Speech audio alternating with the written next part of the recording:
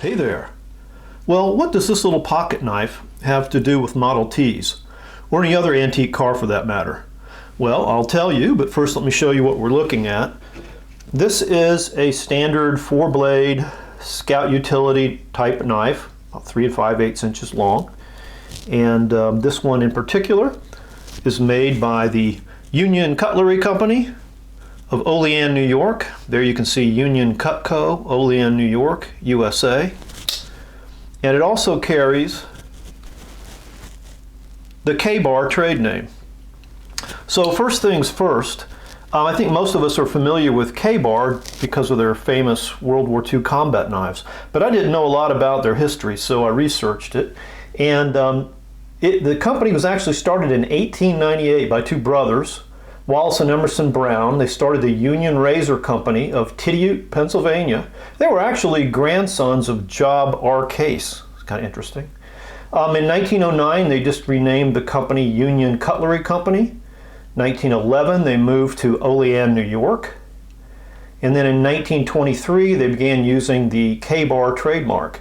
Now the story goes that Wallace Brown received a letter and a Kodiak grizzly bear fur in the mail from a grateful Alaskan hunter who said the bear had knocked his rifle out of his hands, and he proceeded to kill the bear with one of their fine hunting knives. So they thought about it and they thought, well, we'll use KA-BAR for Kodiak bear, and some people say for kill a bear. So I don't know whether to believe that or not, but that's the story. So anyway, they started supplying fixed blade combat knives to the Marines in World War II, like a lot of companies did. But theirs were deemed the best, and KA-BAR just kind of became synonymous with the fixed blade fighting utility knife of World War II. And the KA-BAR name became so popular that in 1952 the company just changed their name to KA-BAR Cutlery Company. And the stamping then subsequently became KA-BAR with a capital K, lowercase a, hyphen, lowercase bar, where you can see here prior to that it was all caps.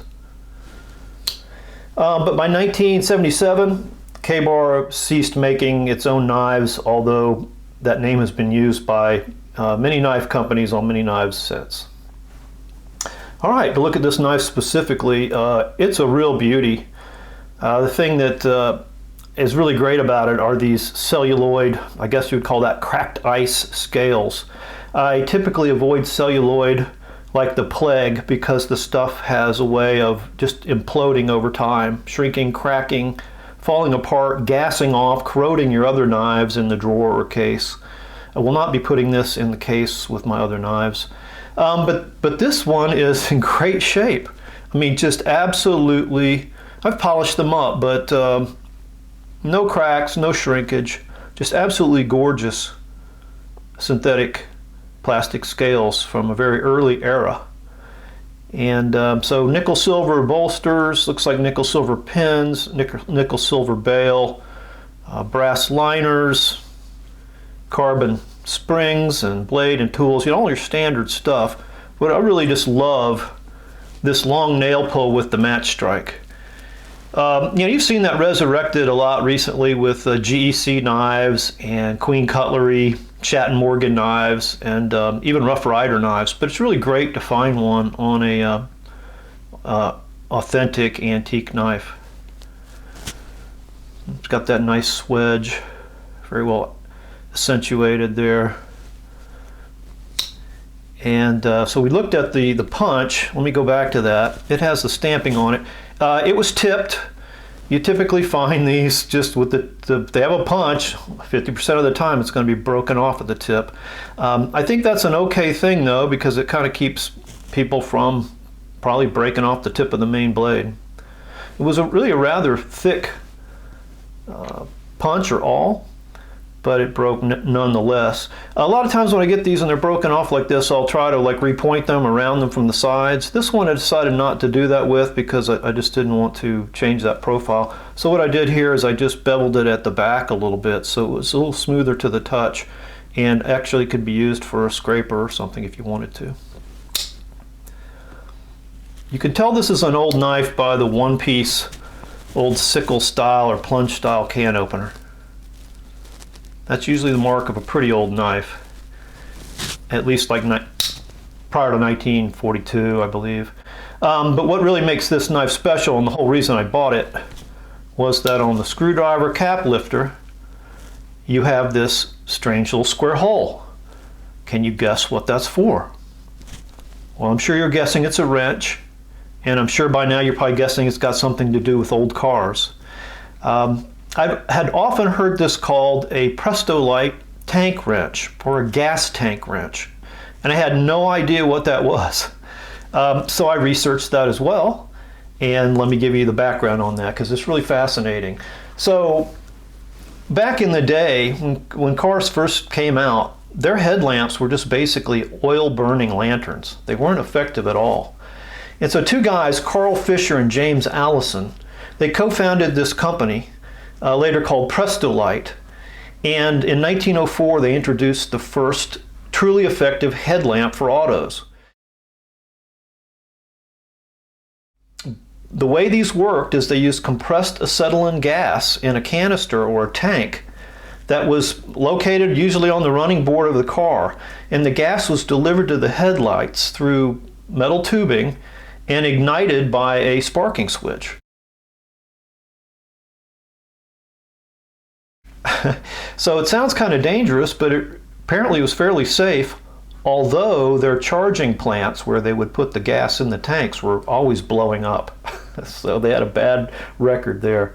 So you would use a little what they call the Prest-O-Lite key or wrench to turn the gas on and off before and after each use.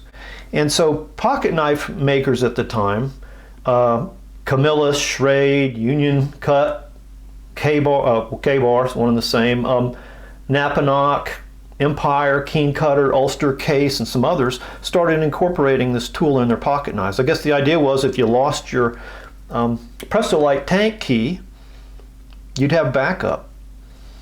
So you'd still be able to see at night driving that newfangled horseless carriage.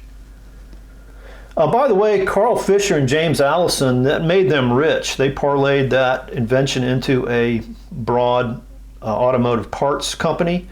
And I think I read later they sold it to Union Carbide for like $9 million, which was a ton of money at the time.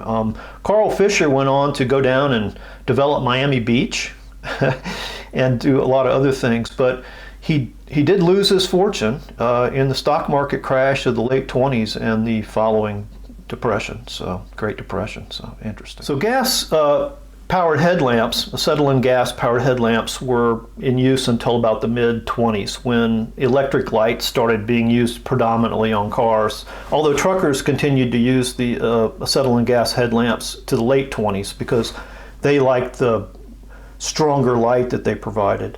There's a great Knife World article from the January 1923 issue on these Prest-O-Lite keys in pocket knives. They say that they tend to appear on knives prior to 1922. I'm not sure that's really accurate because, for instance, in a 1926 Schrade Walden catalog, you can find a Camp Scout knife with one. And again, the KA-BAR trademark on Union Cutlery wasn't used until 1923. So I would date this knife older than sometime from 1923 through the 20s. We'll just say this is a knife from the 1920s. I think that's very safe to say. And just look at it. It's a beauty.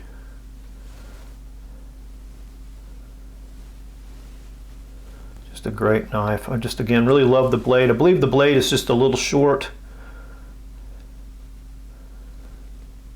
but it took a hair-splitting edge. Okay, so that's been a look at a Union Cutlery Company KA-BAR Scout knife with a Prest-O-Lite key. Great piece of Americana. Thanks for joining me, and have fun collecting.